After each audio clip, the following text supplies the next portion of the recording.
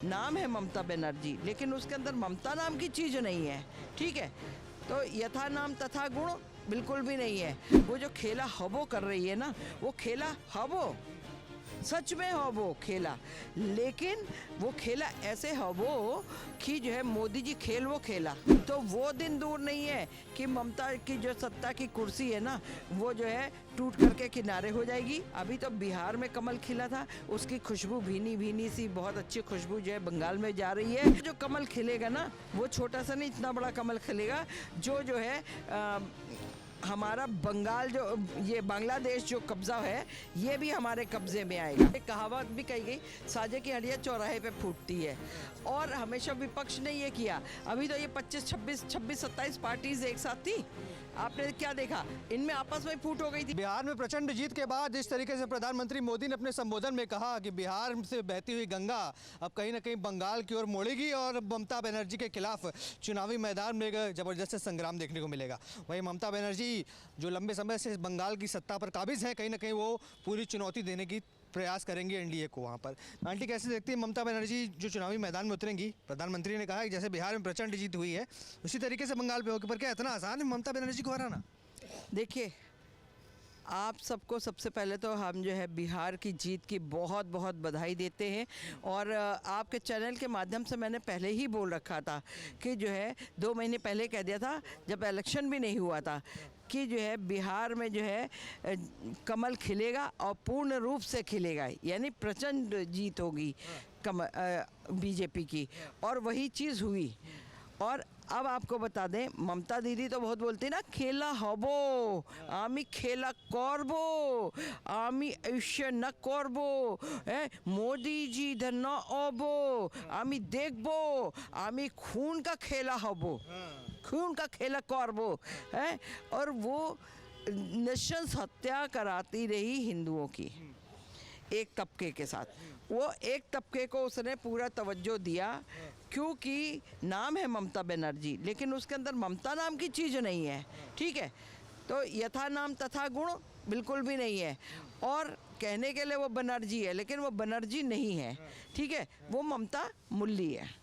और आज जो है वो जो खेला हबो कर रही है ना, वो खेला हबो सच में हबो खेला, लेकिन वो खेला ऐसे हबो कि जो है मोदी जी खेल वो खेला, मोदी जी खेल वो।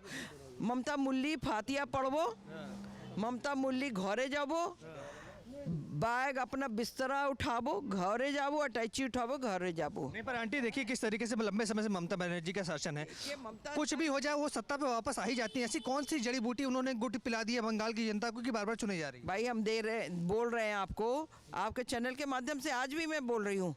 सिर्फ ज़्यादा नहीं, सिर्फ और सिर्फ अगर 5% हिंदू भी जो है ना इधर आ जाए हम लोगों की तरफ को, बीजेपी की तरफ को, तो वो दिन दूर नहीं है कि ममता की जो सत्ता की कुर्सी है ना, वो जो है टूट करके किनारे हो जाएगी। और जो फेविकोल से चिपकी बैठी है 3 साल से, वो फेविकोल जो है ना, अब उस पर पानी पड़ चुका, अब उसका जो है चिपकना ख़त्म हो गया है। अब वो जो है बिल्कुल ढीला पड़ चुका है।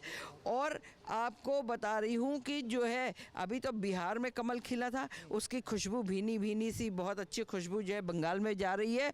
और अब आपको बताते हैं, यही कमल गंगा में नहीं, गंगा सागर में खिलवाएंगे।